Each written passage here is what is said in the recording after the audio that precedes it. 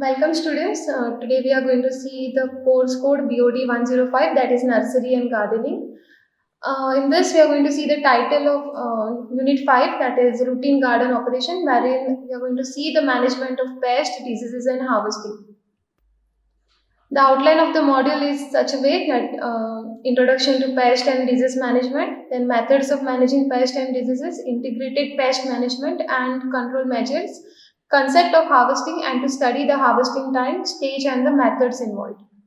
In this, a student will be able to explain the concept of pest and disease management, describes the method of pest and disease management, and understand the concept and criteria involved in harvesting. Coming to the introduction, as you all know, pest can have a detrimental effect on horticulture operations by affecting the quantity, quality, and the marketability of the crops grown. It involves suppression of pest numbers to acceptable levels rather than total elimination of the pest. Hence, pest and diseases management is an important component of crop production. Pest and disease management consists of a range of activities that aim at preventing pest and diseases from affecting a crop. Coming to the concept of disease, a disease is a condition of a plant that is being continuously affected by some factor that interferes with the normal activity of the plant cell or organs. For vegetables, say fruit or ornamental crop, to become severely diseased, several conditions must be present. This include having a susceptible host plant, a pathogenic organism, and a proper environment for it to exist, enter the plant and thrive. So when all the phases are satisfactory, infection may occur and a disease agent may become established. A variety of diseases infect horticultural crops. This include various forms of rot, wilt, scab, and leaf spot. These are all the symptoms which are caused by certain plant pathogens and can be seen in the various plant organelles. For example, late blight fungus is an aggressive pathogen of potatoes. The crop is therefore periodically assessed to keep track of the infection and control measures are recommended accordingly. Coming to the principles of pest and disease control, there are total 5 principles wherein we can see how pest and disease can be controlled or managed. First one is avoidance. It is preventing the contact between the host and the pathogen. Usually avoidance is done by identifying geographical areas, selection of a proper field, plating time, disease escaping varieties and avoidance of insect vectors and weed hosts. Coming to the second principle, that is the exclusion. This include prevention of pathogens from being introduced in the first place. So this can be achieved by quarantine, inspection and certification, seed treatment and also by using certified seeds and plants. Third principle is eradication, wherein if pathogens are established, measures are taken to stop the spread and reduce the populations. It can be done by crop rotation, sanitation, roguing, soil treatment, use of antagonists, and heat and chemical treatment to diseased plant material. Fourth principle is protection, wherein it involves use of some protective barriers between the susceptible host and the pathogen. A protective spray or dust is applied to the plant in advance of the occurrence of pathogen. And the last principle is host resistance and immunization, wherein it utilizes inbuilt mechanism to resist various activities of pathogen. The infection or damage by pathogen can be rendered ineffective through genetic manipulation or by chemotherapy. Coming to the process of pest control, there are several processes or the steps which are involved in the pest control management. First one is detection, then identification, biology and habits, economic importance, choice of method, application, evaluation and record keeping. Coming to the prevention practices and monitoring, first of all, selection of adaptation and pest resistant cultivars has to be done properly, followed by searching for a best time for planting, then provide adequate nutrition, observation for good sanitation, then removal of weeds, use of quality seeds and seedlings comes under certain prevention practices and monitoring of pest management. Then pest management system to help minimize pesticide use. First one is pest monitoring. Regularly inspection of crops to determine the presence of pest. Monitoring the weather condition favorable to pest development. Also presence of beneficial organisms that may help control the pest. Methods of monitoring pest include using traps, counting pest on number of leaves or simple observations. Coming to the next point, that is pest identification in biology. Accurate identification of the pest, its life cycle and natural enemies. Then correction identification is the key to good pest management, because some treatment will only control certain pests.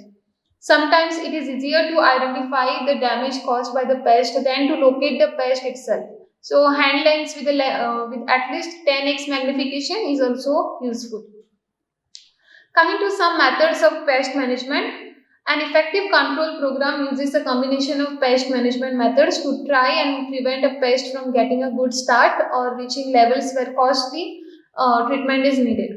So, pest management controls can be divided into 5 categories. First one is sanitary, followed by cultural, mechanical, biological, and chemical pest management. The records of the cropping, that is varieties and rotations, and cultural practices, which include timing of planting, harvesting and fertilizing, etc., will be better enabled to plan future prevention and treatment of pests. The last one is use of integrated pest management control measures. Coming to integrated pest management, that is in short, it is also known as IPM. So it is an approach to pest control which integrates the preceding management practices and control methods into one pest management program. A common definition of IPM or integrated pest management is a broadly based method that uses all the suitable control measures to reduce the pest related losses to an acceptable level with the goal of respecting genetic diversity and reducing the risk to human health and environment. Proper use of integrated pest management control measures will provide a number of benefits. This include more cost-effective pest control. Second thing is slowing the development of pest resistance. Third one is reducing the dependence on one type of control and addressing consumer and governmental concerns about a careful use of pesticides. It also involves practices to grow healthy crops and minimize the use of pesticide, reducing or minimizing the risk posed by pesticides to human health and the environment for sustainable pest management.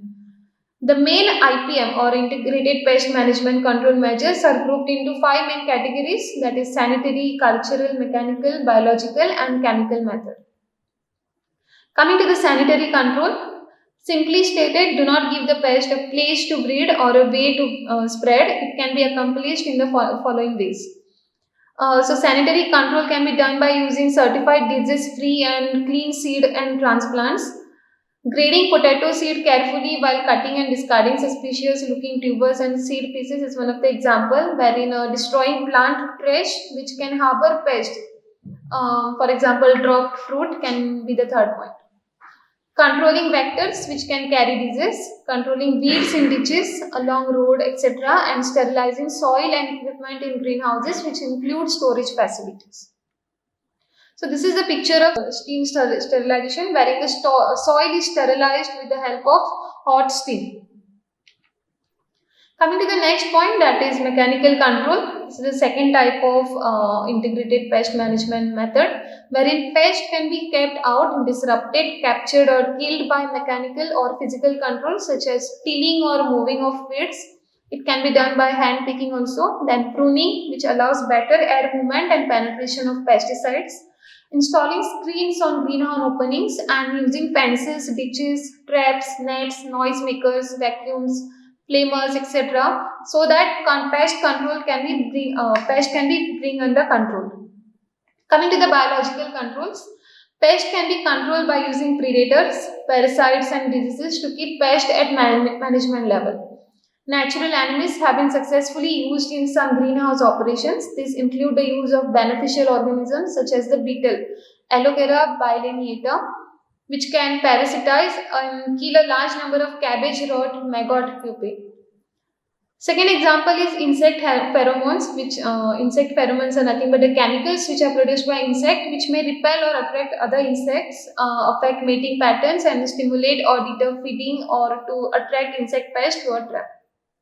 So this is the picture of parasitic root beetle which causes which usually cause damage to the cabbage rot root pupa. Coming to the fourth method, that is chemical control, wherein pesticides are very effective when used correctly. So pesticides can be either selective, which affect certain pests and not others, and it can be also non-selective, which kill many living organisms. So pesticide may have residual effect, effective for some time after they are applied. So depending on the soil type, climate, moisture, or they may be non-residual. Coming to the last method of integrated pest management or IPM is the cultural controls. So choosing crop varieties or cultivars with natural resistance to the pest is the ultimate goal of cultural controls. So crop rotation of different plant families to break the life cycle of pest. For example, rotate crops such as cabbage or cauliflower with the potatoes to help combat the clubroot. Clubroot is a plant disease. Then using cover crops to provide shelter for the main crop to allow it time to grow and compete for space, nutrient and moisture. Using trap crops to attract the pest away from the main crops, pest can then be eradicated in a more localized areas and with less pesticide and labor.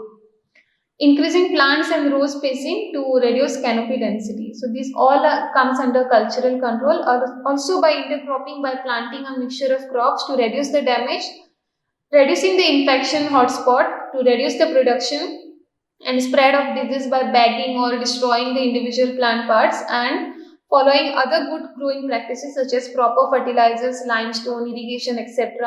that strengthen the crop, make them more resistant to damage by insect and diseases, and allow them to compete more successfully with weeds. Coming to the next concept, that is harvesting. So harvesting is the operation of gathering the useful parts and the parts of the plant, and is carried out when the plant produce have reached the appropriate degree of maturity. Time of crop harvest is one of the most important strategy influence yield, quality and storage of crops. Premature or delayed harvest often adversely affect the quality of the produce.